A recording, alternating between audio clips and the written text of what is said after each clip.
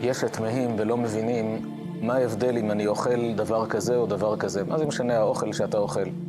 אם אתה עושה צדקה, עושה חסד לאנשים, עוזר לבני אדם, אז מה זה אוכל? זה סתם דלק.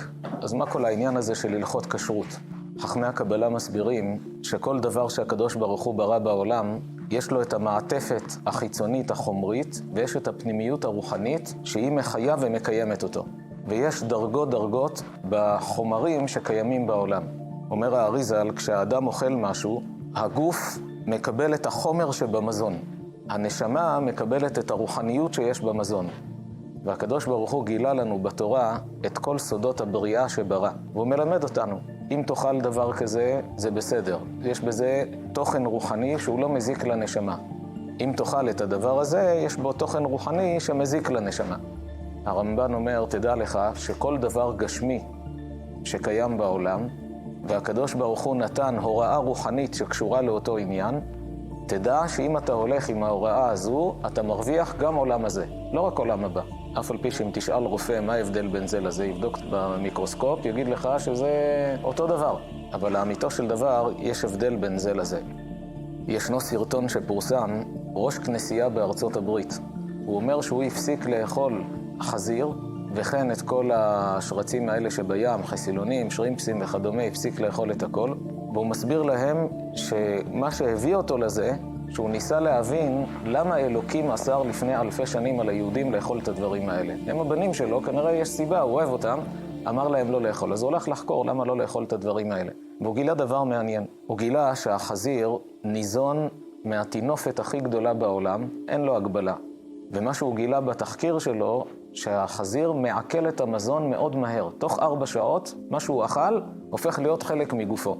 לעומת זאת הוא אומר, תראו מה אלוקים אמר ליהודים. הוא התיר להם לאכול רק בעלי חיים שניזונים מהצומח. לא כאלה שטורפים וניזונים מהחי. וגם אותם שניזונים מהצומח, לא את כולם הוא התיר להם. חמור, זברה, אסור לאכול. על פי שהם אוכלים מהצומח. אלא רק את אותם שמעלה גרה ומפריסי פרסה. מעלה גרה זה אומר שיש להם כמה קיבות. אוכלים את הצומח, נכנס לקיבה, עולה שוב, טוחנים, יורדים. עד שזה מתעכל בגוף, חולפות 24 שעות. ומה מתעכל מתוך הצומח? רק העידית שבעידית. האיכות שבאיכות שיש בצמחים, זה מתעכל בגופם של אותם בעלי חיים. אז הוא אומר, מה פתאום לאכול את התינופת הזאת? זה אוכל זבל, תוך 4 שעות, כבר חלק מגופו, ואחר כך שמים אותו בצלחת. אבל הם, בשרם נבנה רק מדברים איכותיים. כך גם הוא אומר, לגבי כל השרצים האלה שבים, הם חיים בקרקעית הים. וממה הם ניזונים? מהפסולת של כל הדגים שלמעלה.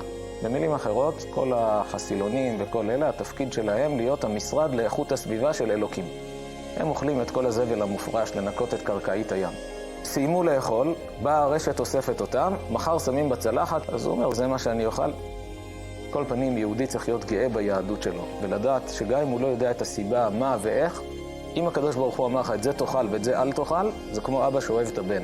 אומר לו, זה טוב, זה לא טוב. אותו גוי בא רק מההיבט של הצד הבריאותי, של התזונה. אבל חכמי הקבלה מציינים שיש לזה פנימיות רוחנית. החזיר יש לו פנימיות רוחנית מאוד ירודה, ולכן גם הם אוכלים את כל התינופת הזאת. כי זה נובע מתוך השורש הרוחני שלהם. וכשהקדוש ברוך הוא אומר לאדם, את זה תאכל, פירושו אם תאכל, לא יהיה נזק לא לגוף ולא לנפש. ואת זה אל תאכל, כי האל תאכל הזה יש בו דברים שהם מזיקים גם מההיבט הבריאותי לגוף האדם, גם אם הוא לא רואה מיד את התוצאה, אדם שמעשן לא מיד ניזוק. גם משתנה מתבנית של אדם לאדם, יש אדם שניזוק יותר, יש אדם ניזוק פחות, יש אחד רק באיכות החיים ניזוק, יש אחד שהוא מתקצרים ימיו ממש, אבל כל דבר הקדוש ברוך הוא נתן לטובתך. אבל העיקר שבדבר זה החלק הרוחני, שהגוף מקבל את החומר שבמזון, והנשמה מקבלת את הרוחניות שבמזון. אז אם הרוחניות הזו פגומה, היא מזיקה. ולכן אדם שהוא ירא שמיים ואוכל שיהיה לו כוח לעבודת השם, לכבוד שבת קודש, או כל המטרה שלו לעבודת השם, הוא עוד משדרג את המעלה של הדברים הנאכלים, שהוא מרומם אותם מדרגה ירודה למדרגה יותר גבוהה.